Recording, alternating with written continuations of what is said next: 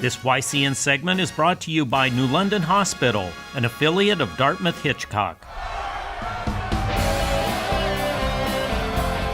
Welcome in, YCN Sports Talk. Jeremy Stoughton joining me this week. Brett Franklin from 94 ESPN Radio. You can catch Brett every weekday 12 to 1 on the station, 94.3 in Claremont, 94.5 in White River Junction, and online 945ESPN.com. Brett, thanks for joining us. Thanks for having me, Jeremy. Glad to be back, and you're a big Red Sox fan, as am I. We've been talking Red Sox on your show, and they're still in the swing of things. We talked about it yesterday on your show, they had everything go right last year, so we're looking to repeat. They're looking to repeat. You got to hope they can keep up the momentum, but they did have the luxury of not getting anyone hurt last year. That's kind of a big thing that everyone's been talking about. They had a pretty clean season. Yeah, everything went right for this team last year, right? I mean, no injuries, came out of the gate really hot. First-year manager seemed like pushed all the right buttons, and yeah, I think there's some optimism to come into this year. I know the bullpen's a big question, but as it was all last year as well, it worked out. You've got a good chunk of your offense, pretty much, 95% of your offense coming back next year. I don't see how you could not be excited for this team. Again, no Major League team has won back-to-back World Series titles since the Yankees did it in the early 2000s, so we're almost going on 20 years here. But as we've talked about, I think the Red Sox are the favorites in the American League. I know Vegas has the Yankees. Yeah, but it's close. It's pretty close. But the Red Sox, I feel, have just as much magic to make it happen this year. But like you said, it all comes down to injuries. And part of it's just being lucky. Right. Part of it is just guys have, we saw Chris Sale kind of get injured there late in this season. He was able to rebound, no big issue there. They got, and sometimes, and it's not a bad thing to say you got lucky, but they did. Everything went their way. And one thing that didn't quite go their way, and they worked out, was Dustin Pedroia. He obviously came back right around Memorial Day, I think that weekend, and he played 2-3 games, whatever, and then he was sent back to Arizona, rehab. He was with the team on their World Series run, but obviously didn't play. He's kind of that key, not to say he's the key of winning or losing, but he's the key guy they're watching. 80 games, 100 games, 120 games. What are you thinking that they can get out of him, and what do they absolutely need, or is it just, hey, just don't get injured for the rest of the season? I think you'd be lucky if you get 50. Wow. Okay. I think I think the knee injury the surgery that he has. Even Dustin Pedroia said, if I had to do it over again, I would not get the surgery. That's right. I think we're seeing the tail end of Dustin Pedroia's career. He's 35.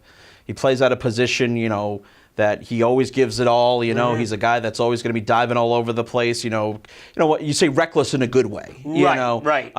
I think Dustin Pedroia's all done. I think you'd be lucky if you get 50 games out of him. I think the knee is a serious knee injury. They still owe him a ton of money, but I think this is probably the goodbye run for Dustin Pedroia.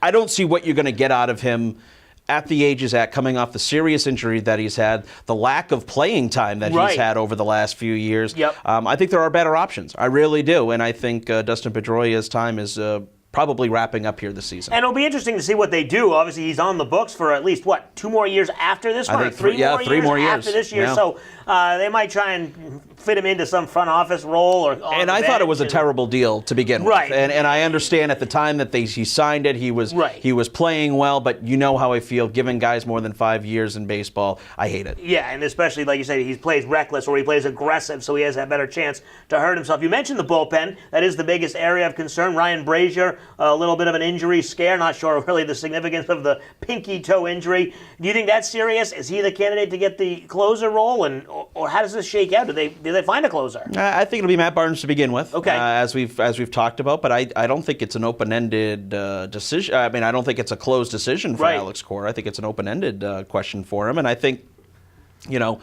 we still have the trade deadline. If things don't work out well, that you can still make a move, that there will be teams moving guys. But let's see how it works. I mean, the closer role has completely changed over the last few years. And I understand there are some guys that can close and there's some guys that can't.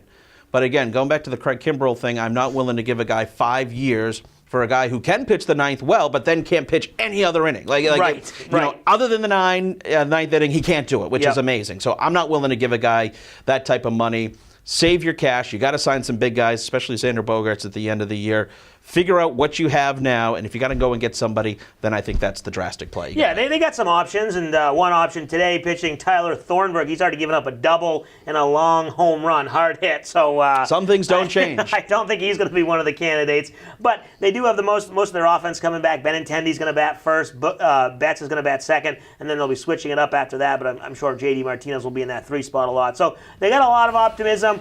We'll be talking about our previews later in the month of March and getting our final World Series predictions, but we'll come back. We'll start with previewing the American League Central. Is that still the Indians' division to win?